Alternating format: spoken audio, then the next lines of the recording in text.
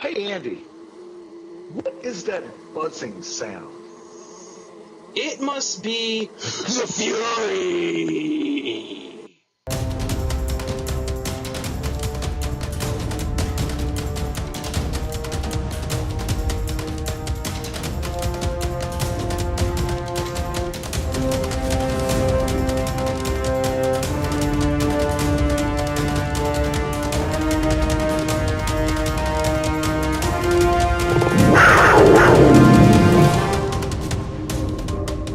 Welcome, ladies and gentlemen, to another episode of Beat the Beast, where news races the beast. Each and every week, we discuss the news and trending social media topics and give our opinions of them, all before the beast hits the final brake run. I'm, of course, Andy Robarczyk from Chicago, Illinois, joined once again this evening by Dwayne Sponseller from Parkersburg, West Virginia. And tonight, we have 4 great topics for you, and guess what? They all have to do with Fury 325. Yes, indeed, ladies and gentlemen, this week was the Fury 325 Media Day. You've seen the pictures. You've seen the opening ceremonies. You've even seen the people get on the ride for opening weekend. But now here on Beat the Beast, we are going to talk all about Fury.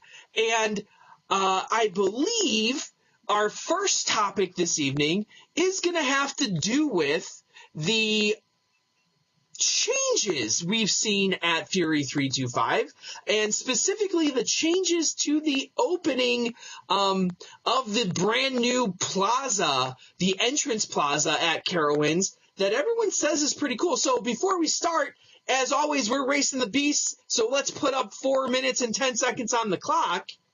And there we go. We are off on our way. So, Dwayne, why don't you tell us a little bit about this new entrance plaza? I'll tell you what, Andy, it is amazing. If you've ever been to Carowinds before this year, you noticed that the entrance was a very windy road. It would come around, and it was different than most Cedar Fair parks. But I tell you what, they have done a magnificent job of opening up this area. It starts as you drive in. When you drive in, you now have a brand new toll plaza.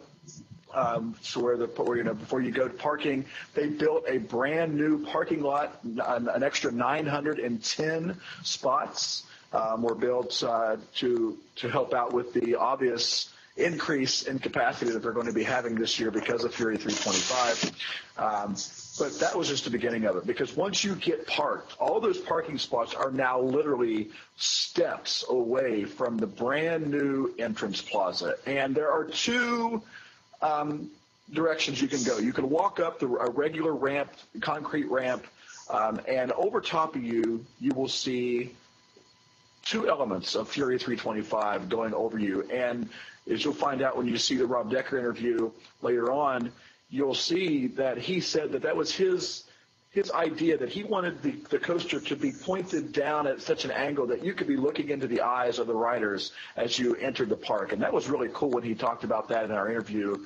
And so look forward to that during the documentary that's going to be made on that later on. But the other part, which I thought was magnificent of the entrance plaza, was the new bridge. So there's 2 parking lots, kind of. And so if you come from the other one, you were going to be coming across a bridge. It's brand new bridge, and you're actually walking over the tunnel of the tunnel element of Fury 325. And there's great photo opportunities. They've got glass where the coaster goes down in, and so you can stand in front of it and try to get your picture there. It's beautiful. They've brand new sod down for the grass, so everything looks pristine right now. Obviously, no one's been there until this past weekend, so it's all looking pristine, all nice white bleached concrete. That doesn't have the gum and everything else on it. It's going to be there eventually. But that right there, and the coaster literally is out in to the parking lot almost, kind of like Gatekeeper. But there's really nothing else around. To your left, you've got Intimidator. But the Fury 325 is so big and so massive, it comes all the way out to the parking lot, goes over top of the guests there as they enter, goes underneath the guests as they enter. What a great scene for this park. They've needed something like this, just like We know Cedar Point needed that. Carowinds needed it really, really bad as well. As you walk up in, one thing that you will notice that I was kind of disappointed that they did take out, once you enter the park, all right, so the ticket counter or the ticket booths look almost exactly like the ones at Cedar Point. Okay, so you've got brand new ticket, counters or whatever you want to call them, ticket booths. And then the actual, if you want to call it, entrance to the park where the gates are, looks almost exactly like a replica of Cedar Point's. Mm-hmm. But as you walk in, you've got the line that goes between, or that is the border of North Carolina and South Carolina. They used to have a sign there, and it used to say North Carolina one side. They've taken that sign out, and I really was kind of disappointed about that. But now at the front part of the entrance gates, on the left side it says "Welcome to North Carolina," and on the other side it says "Welcome to South Carolina." So that was an interesting thing. At least they put that back in there, but I really was disappointed they took out the sign, but I think it was just in a really bad area. And so, to be honest, if I were to rate the entrance plaza, if you were to add everything, the new parking lot, the new parking toll plaza, and I didn't make it, but I would rate that a 5 out of 5 stars because seriously, it to me it was even better than Cedar Point because I think it had more space. Anyway, on to the second one. On to our next topic. That time we did not beat the Beast. I don't know how successful we're going to be at beating the Beast this evening. The Beast may talk about. Yeah, the Beast may sweep the table here this night, but that's okay. Our next topic, so if we could start that clock once again. Our next topic is actually one of the biggest reasons why we were down there at Fury Media Day, and that is the From Dreams to Screams video that Devin Olson Media does. Now, you've seen some of these in the past. We've done one for Intimidator 305. We did one for Cheetah Hunt, for Outlaw Run, for Gatekeeper, for Verbolten. That we've done quite a few of these now. And, we did 2 in 2013, and we kind of skipped 2014. Devin had a lot of work going on, just couldn't get a documentary done in 2014. But now we're here at Fury 325, and once again, he was doing this great documentary. And one of the great things about it is you get a new take on everything that's going on. You get a lot of backstage stuff. You've already mentioned the interview with Rob Decker, who gave a lot of really insightful information, from what I've been told, about the building of this ride and the purpose of this ride and the design elements and how they were chosen and why they were chosen. Why don't you give us some backstage kind of feel for how this documentary was put together, maybe who Devin, give us a little idea of who Devin got to talk to, and tell us what you felt about it. Well, we went down as a separate entity. We went down as COASTER-net, and we had our own things to do, and we got there, and Devin asked for our help. And so actually it was 4 of us who were involved in kind of doing all of this stuff and getting everything set up. And we had the best setup there by any one of the media that was there. And Devin had his seats out there. He had his lights. He got, actual time with the executive, which was something that a lot of people weren't able to get to. And what I liked about the whole situation, and a good background story for you here, Andy, is the fact that I think Devin asked questions that not every other media person asked. Usually executives probably get sick and tired of answering the same questions. What do you think about the drop? Why did you put this element here? The typical general media questions, the speed and all that. Devin doesn't ask those type of questions. He was asking everything from, how does it affect your family life, to Rob Decker? And, we got to a point where even Rob Decker began crying on film as he was talking about how he would take his son and his daughter and the memories that he would get as they rode his designed coaster. And so it's that type of thing that From Dreams to Screams pulls out that you don't really see in other shows. And I think that that's a huge, huge benefit to obviously Devin and COASTER-net because, you don't really get to see that all the time. And if you haven't got a chance to see Gatekeeper and Outlaw Run and some of the work, make sure you head on over after this show and click on one of those and watch that documentary because you won't be disappointed. But, it was amazing because he was able to get it, like I said, Rob Decker, the man who was pretty much responsible for the design of this coaster, designs most of the things in all the Cedar Fair parks. He also got to talk to the general manager, vice president of Carowinds, and he was a brilliant guy to talk to. Such a wonderful, down-to-earth guy. You could tell he loved being in the Carolinas, and he was really one of those executives you just like to talk about. He actually stuck around and talked to us a little bit afterwards and couldn't wait to see the finished product. And so you really like to see that from the executives at an event like this. And Devin also got to talk to one of the head ACE regional members, to get a feel for what it was like to have it from an enthusiast standpoint, and someone who has been around the industry quite a bit and gone to a lot of events like this. And so you'll see that as well. And I tell you what, the work that goes into this, people don't understand. There were four of us. It was me and Daniel, and of course Devin and Brian Bass. And Devin and Brian do all the film work, and they do everything. Daniel and I were just kind of setting up, and then once we got everything set up, we kind of went off and did our own filming of shots and things like that. And once again, the beast beats me, but I don't care tonight because Fury 325 is that important. So the beast can just take the night off for all I care. Absolutely. So our next topic this evening is going to be about the entire media day. So let's start that timer right now again for the 4 minutes and 10 seconds. Maybe we can finally beat the beast.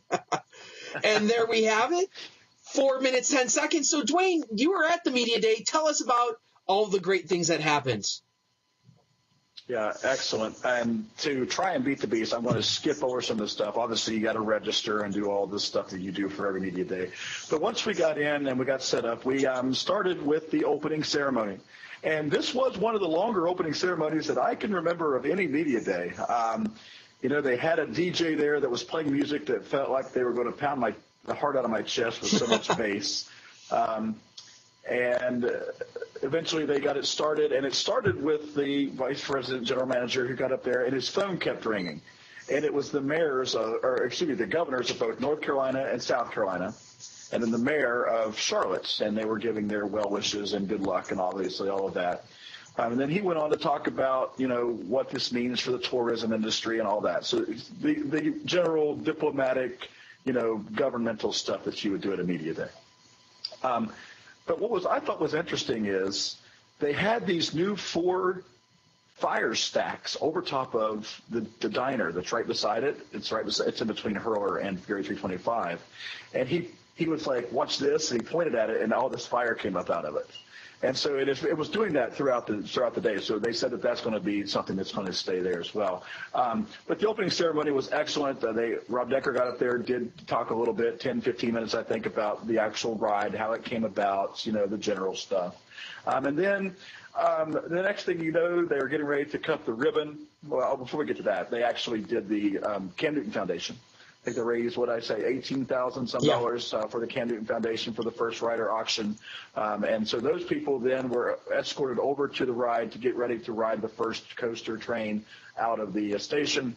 And before they did that, though, they cut the ribbon. And when they did that, all of this green and yellow and purple and all this confetti just rained down upon us. And that was really neat. They had the smoke and the fog machines going.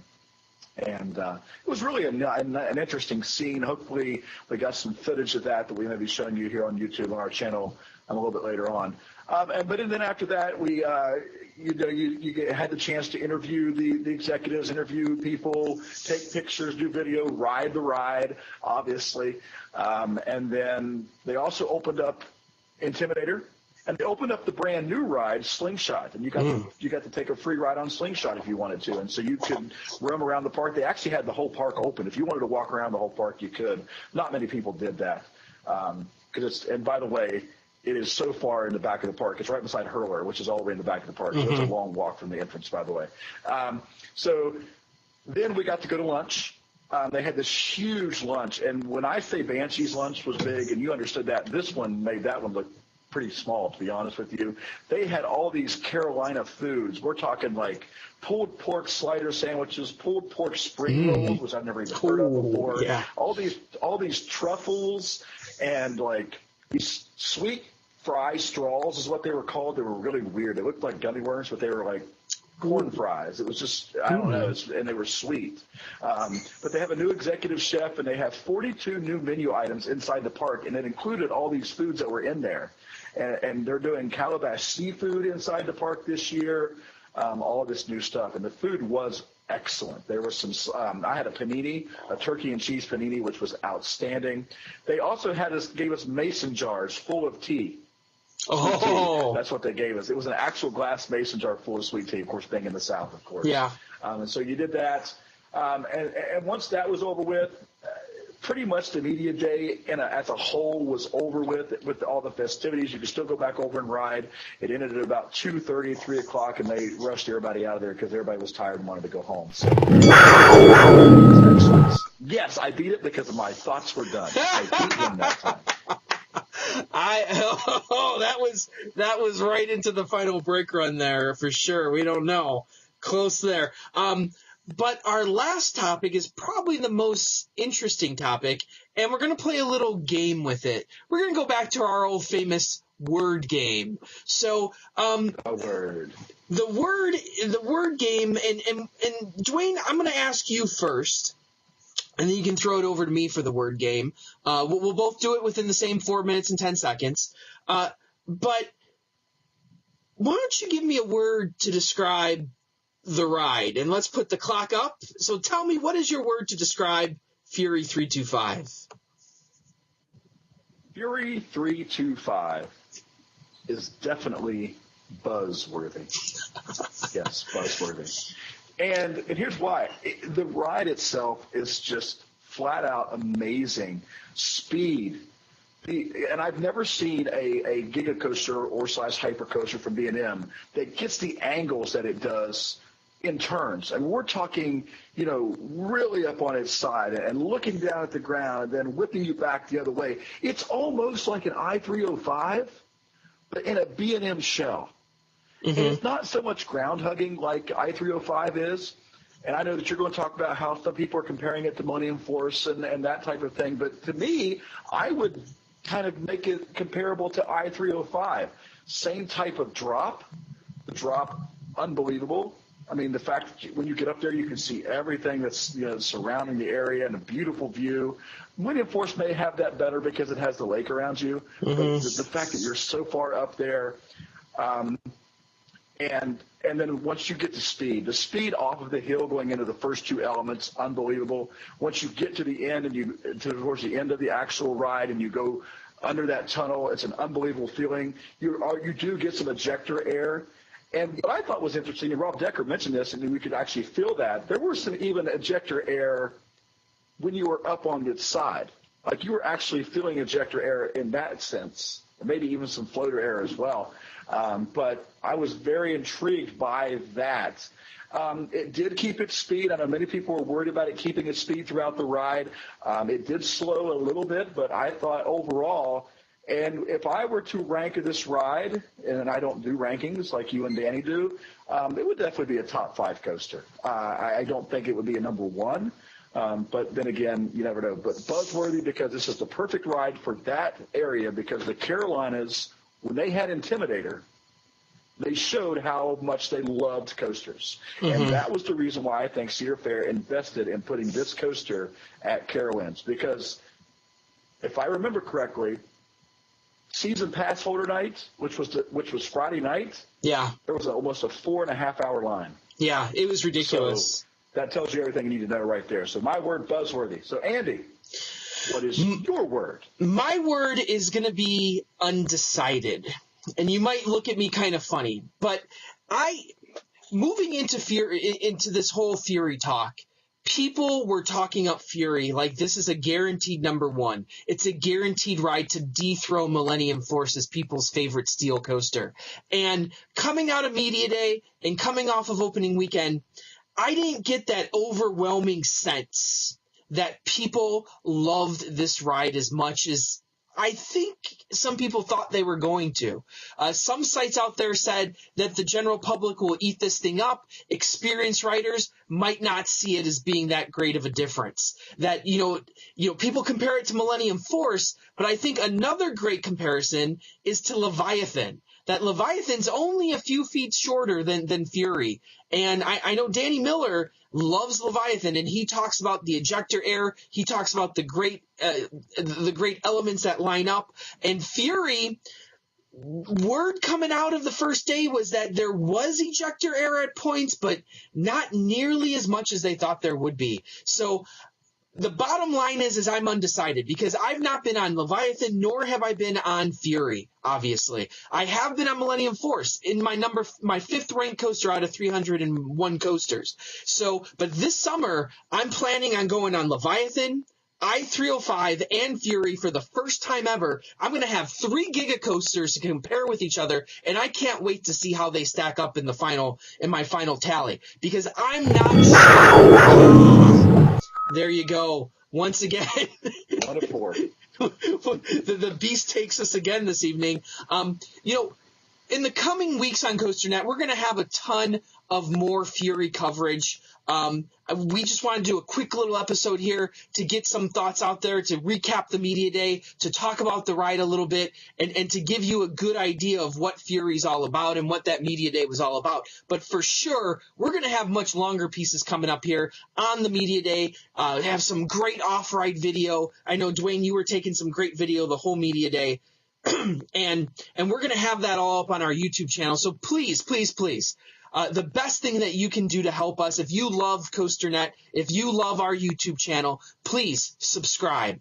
That is the only way that we can get the content to you. Obviously, we're not going to be putting all of this stuff in playlists, so it won't automatically release to social media. But you can get an automatically generated email every single time that we post something to our channel, and you can be notified of that immediately. So please, please, please subscribe to our YouTube channel. It helps us out. It helps you out to get all the information that you know and love from COASTER.net.